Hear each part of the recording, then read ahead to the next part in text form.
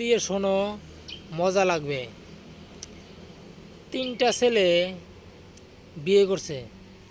একজন তার বউকে কিছু হইলেই অনেক মারে, এত মারে যতক্ষণ বাপ না বলে ততক্ষণ মাইরে থাকে।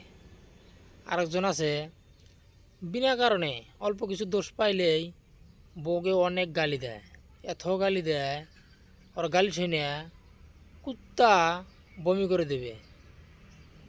আরেকজন আছে বউ ভক্ত, বউ যা বলে ও তাই করে, বউয়ের আসল কখনো ছেড়ে দেয় না, মানে ওর কাছে ওর বউ সব কিছু।